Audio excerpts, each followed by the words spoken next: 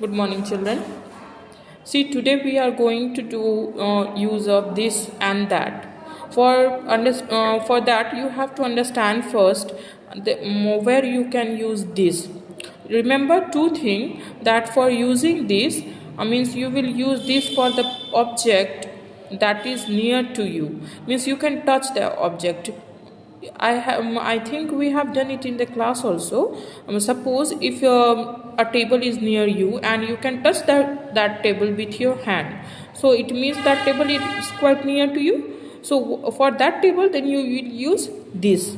But if that table is far from you and you can't touch that table from by standing on a place, so what you will do, you will use that for that table.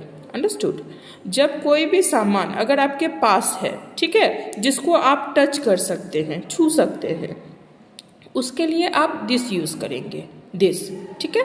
और अगर कोई भी चीज एक दूर है आपसे, ठीक है, जिसको आप एक जगह पे खड़े होके नहीं छू सकते, उसके लिए आप दैट यूज करेंगे। Understood.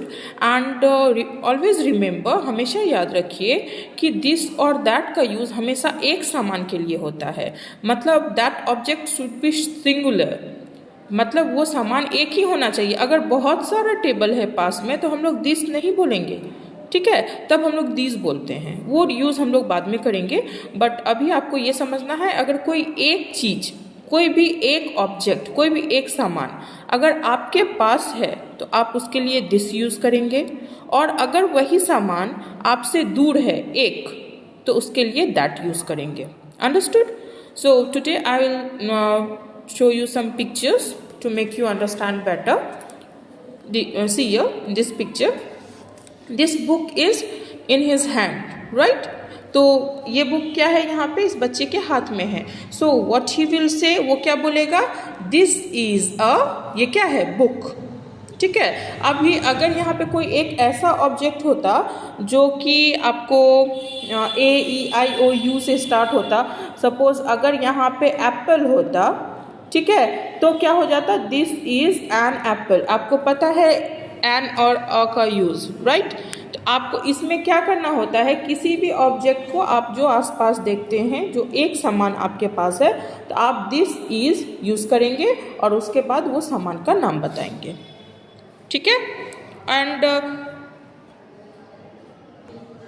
one more thing you have to understand, if the question is given you that what is this, then you will start answering that question with this only, and if the question will be what is it, then you will start answering with it, right? अगर आपसे कभी question पूछ दिया जाता है जैसे what is it, अगर ये क्वेश्चन रहता है what is it, it है, तो आप आंसर भी इट से ही स्टार्ट करेंगे, ठीक है। इट से ही आंसर स्टार्ट करना है आपको, इट इज अ। लेकिन आज हम लोग सिर्फ दिस और दैट का यूज करेंगे। तो आपको दिस के लिए क्या करना है, दिस इज अ, इसके हाथ में क्या है, see here it's a kite, what you will say, this is, ये तो आपको बोलना ही है, पास में है इसलिए this is a kite. Then here he has a cat in his hand, what you will say, this is a cat. Then see here all the things are near to this boy, right? ये सारी सामान जो है इस बच्चे के पास में है। So how you what he will use, he will use this is a book, this is a ball, this is a balloon, this is a cat, this is a jar। अब आपके पास भी जो सामान रहेगा, मान लेते हैं आपके पास चेयर है पास में, तो आप क्या कहेंगे, दिस इज अ चेयर। आपके पास एक पेंसिल है हाथ में, देन व्हाट यू विल से, क्या बोलेंगे आप, this is a pencil। Now see here, this is a school that is far away from the child। आप देखिए यहाँ पे ये जो स्कूल है, ये तो इस बच्चे से बहुत दूर है ना, ये बच्चा अपने हाथ से इसको छू नहीं सकता, ये तो बहुत दूर है। अगर ये स्कूल पास में होता तो क्या बोलते, दिस यूज करते, लेकिन ये स्कूल तो दूर में है और एक है, क्या करेंगे तब, दैट इज का यूज होगा।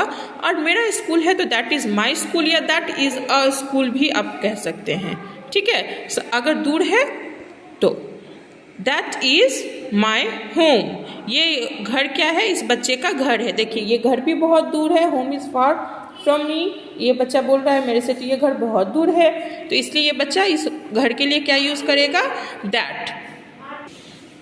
ध्यान से देखिए, यहाँ पे ये घर जो है ये दूर है, ये घर दूर है, क्या यूज़ होगा, दैट इज़ माई होम। लेकिन यहाँ पे ये देखिए, ये इस घर को टच कर सकता है, ये घर तो पास में है, तो क्या यूज़ करेगा, this is my home. Understood the difference. अगर पास में है तो दिस यूज़ होगा, अगर दूर में है तो दैट यूज़ होगा।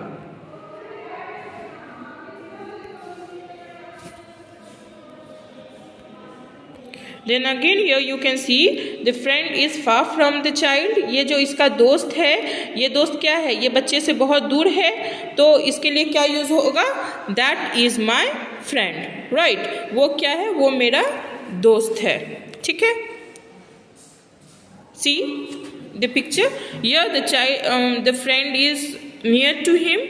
ये यहाँ पे क्या है, ये फ्रेंड इस बच्चे के पास में है, तो क्या यूज़ होगा, दिस इज माई फ्रेंड। और अगर वो बच्चा दूर में है, वही दोस्त दूर में है, तो क्या यूज़ करेंगे, that is my friend.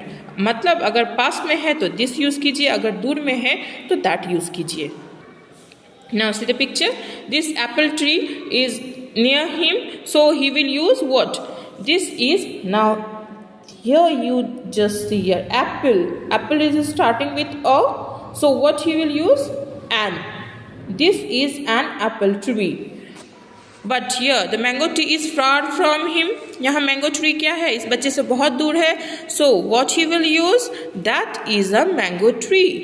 Understood. Always remember if the thing is near you and that thing is singular in number, means only one, then you will use this is, then use a or an according to the object and say the name of that object। Then if that thing is far from you, then you will use that is, then use a or an according to the object and name the object। Understood।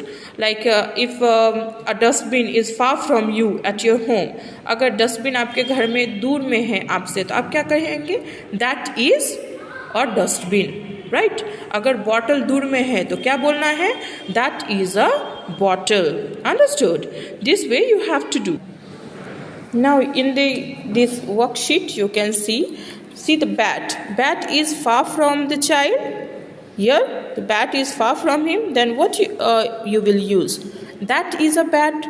Here the apple is in his hand, so what you will use, this is an apple। Again the dog is far from him, then what you will use, that। आप इस picture को ध्यान से देखिए, यहाँ पे अगर कोई सामान दूर में है तो आप that यूज करेंगे, अगर वही सामान पास में है तो this यूज करेंगे। अंडरस्टूड।